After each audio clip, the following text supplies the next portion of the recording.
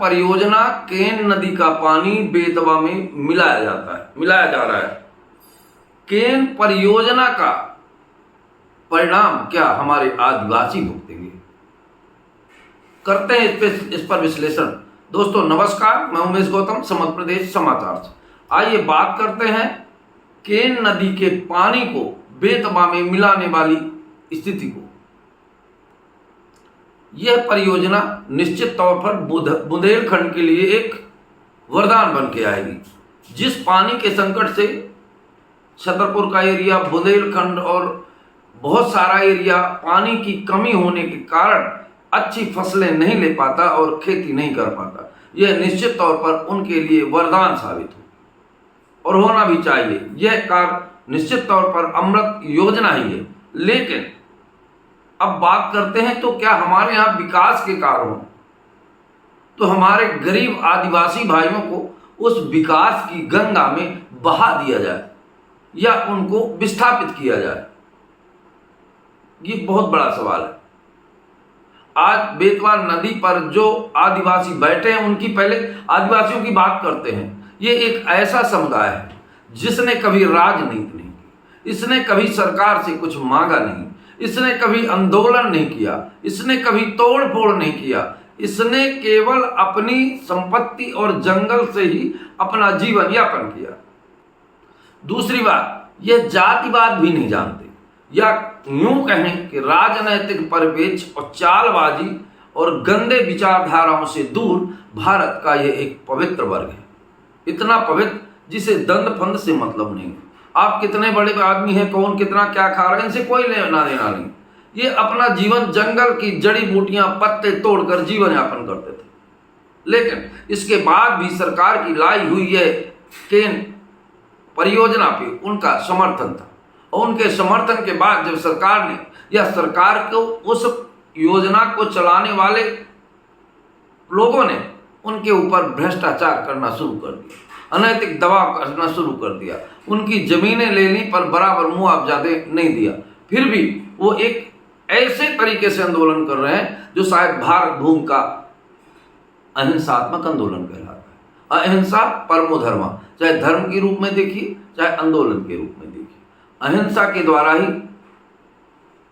अब वो लोग नदी में चीता बनाकर लेटे हैं सरकार की आंखें। वर्तमान सरकार को केवल एक बात दिखती है, पुलिस को भेजो डंडा मरवाओ, पुलिस को भेजो डंडा मरवाओ। यही अमृत काल है। अब आप समझ लीजिए, हमारे देश का नेता बार बार अमृत काल की बात करता है तो यही अमृत काल है कि वो चाहे हमारे गरीब, एक संवेदना, एक दर्द की बात समझिए।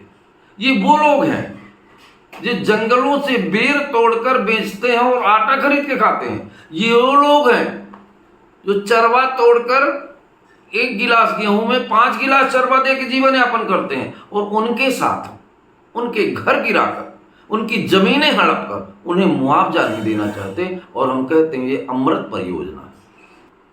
अब आपको बता दें कि सरकार और कुछ नेता मूल निवासी की बात करते हैं तो सच में माना जाए तो ये जंगलों के संरक्षक, जंगलों के पहरेदार और जंगल की सुरक्षा की ये वो नायब हीरे हैं जो देश की प्रदूषण व्यवस्था पर पूरा कंट्रोल रखते हैं। पर इनके साथ अमृत काल के द्वारा, सरकारों के द्वारा कितना दुर्व्यवहार किया जाता है ये हम आपको बता रहे हैं। आप छत्तीसगढ़ देख लीजिए, जब वहां जंगल कटने लगे, वहां के आदिवासी लोगों ने आंदोलन किया पर उन्हें क्या मिला? सरकार की लाठियां।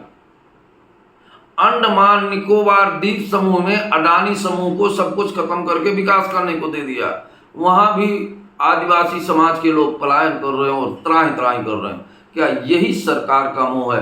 ऐसा लगता है जैसे सरकार के प्रधानमंत्री ने भाषण दिया था कि मूल निवासी मेरे दिल में रहते हैं और गले का मंगलसूत्र चला जाएगा, तो मंगलसूत्र भी चला गया और मूल निवासियों की जो दुर्दशा है वो पूरा देश जानता है। ऐसा लगता है कि जिसका नाम ले लेते हैं वो तो गया। अब देखिए छतरपुर में देख ली, इन मूल निवासियों को मैं आपसे बताता हूं कि जो इनकी मांगे हैं पूरे देश के हर व्यक्ति से, हर उस आदमी से, हर जो भारत का हिंदुस्तानी है जो कहता है कि ये देश मेरा है, ऐसे उस हर जवान से, हर इंसान से, हर अधिकारी से, हर नेता से जो उनकी मांगे हैं क्या गलत हैं तो क्या सरकार को सख्त रवैया अपनाना चाहिए। उनकी मांगे हैं हमें उचित पुनर्वास दीजिए, हमारी आजीविका सुरक्षित कीजिए, उचित मुआवजा दीजिए, और यदि कहीं भ्रष्टाचार या अनियमितता हुई है तो उसका निष्पक्ष जांच कराइए। अब आप बताइए, ये मांगे क्या सरकार विरोधी हैं? जिस तरह से सरकार, हालांकि यह सरकार संवाद नहीं जानती, और हमारे इतिहास और धर्म ग्रंथ मानते हैं कि किसी भी चीज का समाधान संवाद द्वारा संभव है, और जहां संवाद नहीं वहां विवाद होता है। और निश्चित आज तेरा पलड़ा भारी है, कल मेरा पलड़ा भारी होगा। ये सोच के रखना कि आज मेरी शर्ट फटी है, कल तेरी बारी होगी।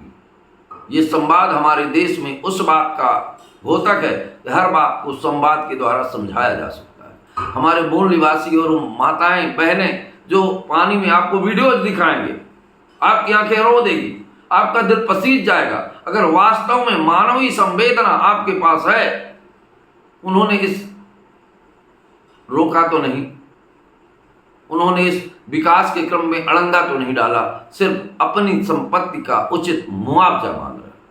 और सरकार, दूसरी तरफ सरकार का यह भी कहना उचित है, बरसात का मौसम है, नदी में पानी भर रहा था, इसलिए बल के द्वारा उन्हें हटाया गया। तो क्या बल के द्वारा हटाने जाने के पहले उनसे संवाद नहीं कर सकती सरकार?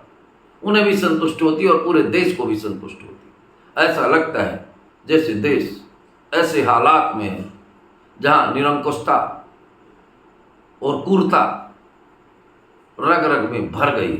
आखिर यह देश कब सुधरेगा और कब इन गरीब। और दूसरी बात एक और कहूँगा, हमारे चंद्रशेखर नेताजी अक्सर कोई भी घटना घटती है, मूल निवासी और सबके संरक्षण की जवाबदारी लेते हैं। तो क्या उन्हें छतरपुर में केन प्रोजेक्ट में आदिवासियों का यह आंदोलन दिखाई नहीं देता, या सूरदास हो गए? क्या वर्तमान में दतिया में उपचुनाव है जो नजदीक ही है, ये सारे नेता जा रहे हैं, क्या उन आदिवासियों की बात नहीं कर सकता? क्या उनसे संवाद नहीं कर सकता हो? संवाद करके उन्हें संतुष्टि देके काम करना चाहिए। वो रोक नहीं रहे शासन की किसी भी विकास कार्यक्रम में। विकास और मानवीय संवेदना एक दूसरे के विरोधी नहीं है, दोनों साथ चलते हैं। विकास और मानवीय संवेदना और संवाद मानव समाज के विरोधी नहीं है, मानव समाज के प्रेमी, और ये दोनों एक साथ चलते हैं।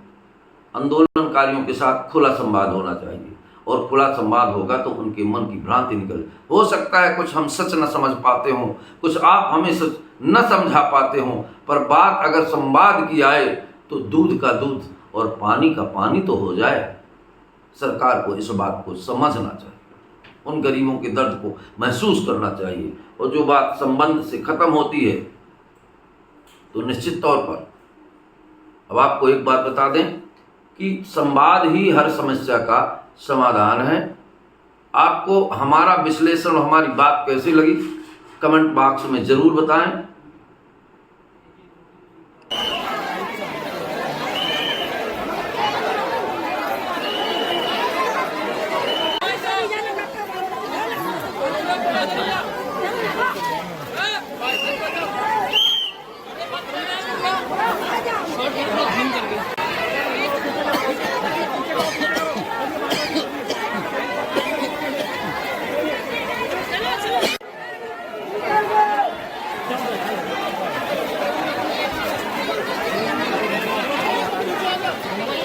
आदिवासी महिलाएं गले में फांसी का फंदा डालकर सत्याग्रह कर रही हैं।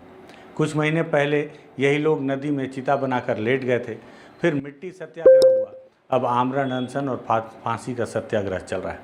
आखिर ऐसा क्या हुआ कि जिस परियोजना को सरकार ऐतिहासिक बता रही है उसी के खिलाफ हजारों लोग सड़कों पर उतर आए? क्या सरकार गलत है या आंदोलनकारी गलत हैं, या सच इन दोनों के बीच कहीं छिपा है?